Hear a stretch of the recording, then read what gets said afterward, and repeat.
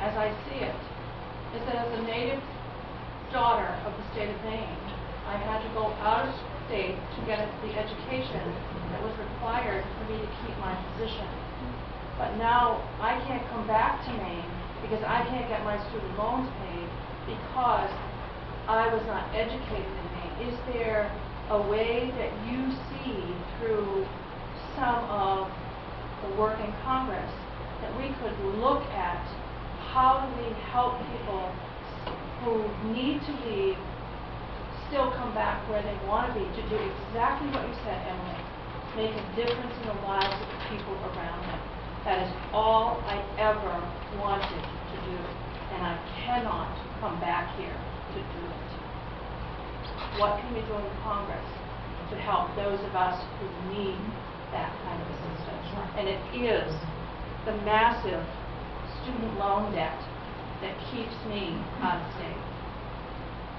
What can we do in Congress to help? It's you. I think it's me.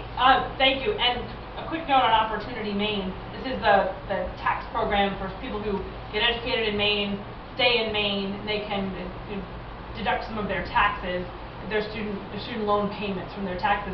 And I was very proud, even though they collected all the signatures to put it on the ballot, I was on that appropriations committee that said, no, this is a good bill. We don't need to send this to the people of Maine. We're just going to pass it. And we made that bill law that year, and I've been supporting it and the expansion of it ever since. It's a smart idea. It set Maine apart across the country, and Maine people really are benefiting from that program. I think from the federal level, we need to find ways to partner with programs like that.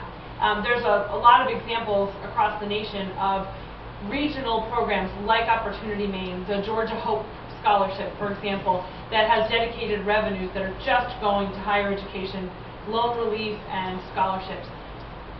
I think, I don't know that we can do an Opportunity Maine program for the whole country, but I think that's exactly why we need to go back to those tax credit programs from the 90s, the Hope Lifetime Learning Tax Credits, and make sure they're working for families today. Because now, education is no longer just place-based. Now you get educated all over the place, and sometimes you're in the state you want to live in, but you're taking classes other places. And I don't think our federal higher education funding system has adapted to that reality. That now so much education happens not just online, but at a distance. And even, people have to sometimes leave to come back. And I don't think our loan structure and our finance structure matches up with that. And I think that's something we need to work on specifically to enable people to have that portability that you're talking about. Thank you. Troy. Well, I think, the first and probably only way to make sure that you don't have crushing student debt is to make sure that we have an education system in this country that's not, trying to make extreme profits off the backs of people that want to get educated and get a better job. I mean, it's the same thing. Why don't we start using some of that money and give higher tax cuts, tax breaks for people that are actually working in this state, working in this country? Why don't we not worry about where we're dumping some of the money for corporations that don't ever give any benefit to the state, and make sure that people like yourself, that whenever you want to come back to your state, that there's actually a job here. We have a lot of programs for underserved rural areas, but I think if we just attack the problem of too many people trying to make obscene profits off of people that want to further their education, I think that solves a lot of the problems to start with. And I don't think that there's really any sense of nibbling around the edges trying to create another program that you can get out of your debt if you come to this state or if you're underserved area. I think just tacking the idea that everyone in this country should have the ability to get a quality education and not worry about having to pay for it for the rest of their lives. I think that's where we start, and I think that solves all problems. Thank you. Questions from the audience? Yes, sir. My question is about negative attack ads. And I'm wondering, I've seen a couple, and I'm wondering if in this campaign we could have a campaign without attack ads. I've seen some in this campaign. Just very, very impressive presentation working tonight. But I don't know how you feel about that. Well, I would certainly like to have that, but, you know, I certainly don't feel that way right now. You know, with, over the last week and a half, $150,000 coming into the state of Washington, attacking me and my record on standing up for people in my Senate district. I don't feel like the ads have been very positive, and I think that's a problem with Washington. I think that there's too many people down there that you know, are trying to get certain type of congresspeople elected, and they're willing to spend any amount of money to make that happen. And guys like me, and guys probably like yourself, I don't normally get to go to Washington because you know, we don't know all the elite people, and we don't know all the wealthy people in this country, and you know, I think a lot of that is about control, making sure that they keep a grip on everything and make sure it doesn't get out of control. And I've said it, you know, very much over the last week or so. I'm not at all deterred by this because, you know, when I got started 15 years ago in politics, there was a billionaire trying to shut me up then too. And that's what made me want to run for the legislature. And if this is it for me, and there's a billionaire and billionaires trying to shut me up now, there's going to be people in the state that's going to know about it. And I'm not going to worry about people in the Democratic Party calling me and telling me to lose quietly. And don't talk about people like Donald Sussman and Adam Millian. Don't make them feel, I actually been told, don't hurt their feelings. So they got enough money to buy some new ones. So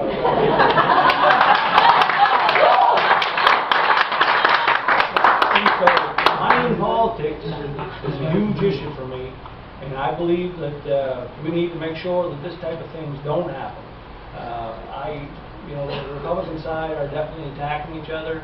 I would like to not have that happen. I think we have a campaign here certainly showing what the differences are in the campaign, but you know, it definitely shows a lot of what the problems are when people can dump $150,000 into a campaign, which is about half of what I've raised throughout this campaign, and just like that, they can distort the truth. I just think that that's completely unfortunate, a real problem with our society, and something that we need to do better from, because you know, like I said, Congress is full of millionaires.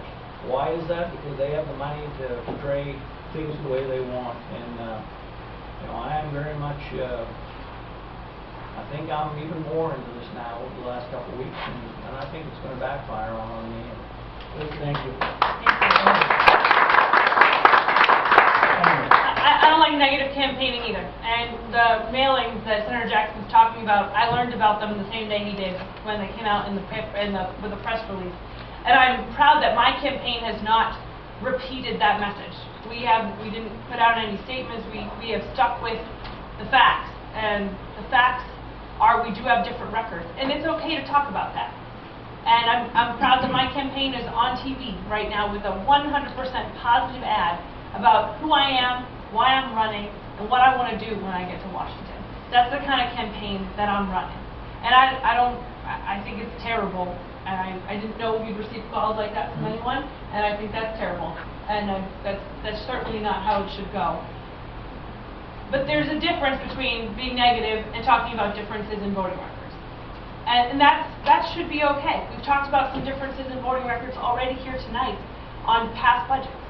And that's why when I talk about the campaign, talk about differences, it's not a judgment of who's good or who's bad, but there are factual differences.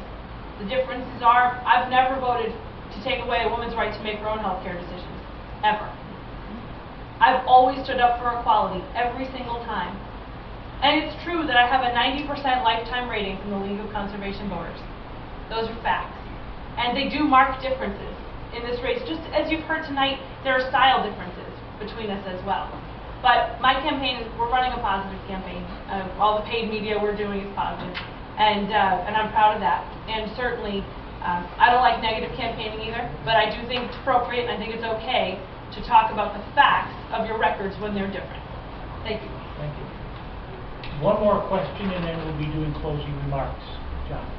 Since the PATCO strike in 1980, I think it was, it's 81, it's always been about the economy, but what it is, since then, it's been about the economy and taking it away from working men and women. You both have been in Augusta for 10 or 12 years. What have you done for working men and women, and what have you garnered in awards or endorsements through your service to working men and women? Thank you. Emily? Thank you. I'm actually proud. People don't often know this about me. I'm proud to be a union member myself through my job at the University of Maine. I have been for the last 10 years, and I will say that there really has not been a stronger voice than Senator Patrick on issues around working people in Augusta, and someone that I learned from in my very first term about the importance of things like OSHA, for example, something that I learned a lot about. I never sat on the labor committee, but I'm proud that in my time in Augusta, I have a 100% rating from the AFL-CIO. I've been endorsed in all my state campaigns.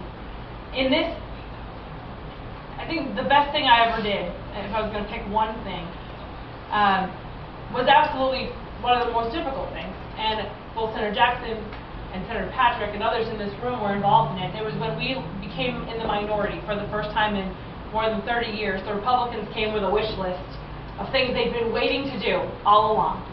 And towards the top of that list was right to work, was taking away the right of Maine people to collectively bargain, to organize. And it was bad legislation. It was bad legislation that would have hurt Maine people, and in other states where they have it, I believe it hurts them there. And in that 2-year period, they tried every which way to get that bill passed. And I'm proud that we were able to stand firm against it. It took a lot of us.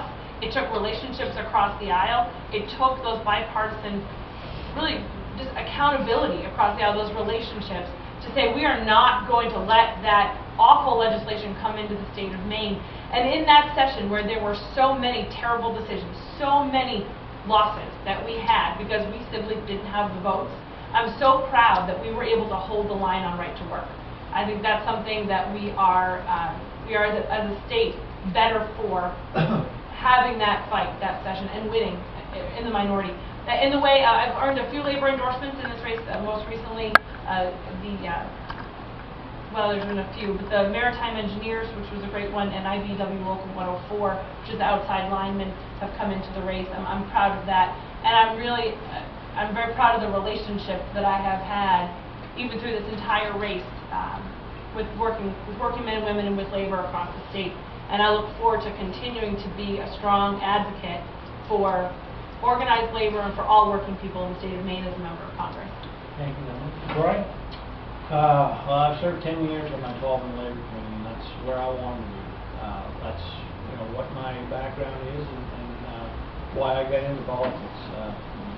I don't like to really talk about myself much, but through that time, fighting for minimum wage, collective bargaining, workers' comp, I had the opportunity to get Solidarity Award from steel workers, Francis Perkins Award from Western Maine Labor Council, Eddie Bollier Award from the AFL, Friend of Education from the MEA, and it was only because I was standing up for the things that I believed in, fighting passionately for those things. And I think that's another big thing about this race. I mean, in 10 years' time on the Labor Committee, I know very well who voted for labor bills and who fought for them. I know who's in the room, and because of that, in this race, I've had 33 different labor organizations endorse my campaign, including the Maine AFL-CIO.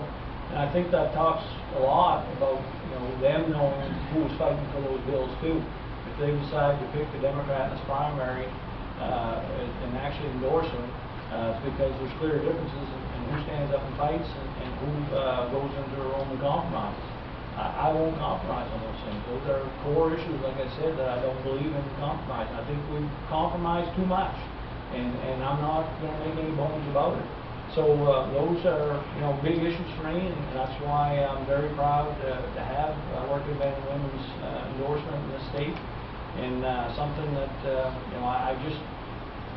it's something that I don't want to ever go back and look somebody in the face and say, well, I'm sorry, I just compromised on workers' comp, which we had a huge defeat in the 125th.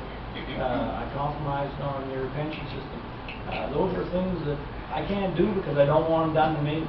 And I know very well what it means for people to lose those things, and so, that's why, for the most part, organized labor has endorsed me, even though I've only had the opportunity to be in the union for a very short time early in my career. Thank you, George.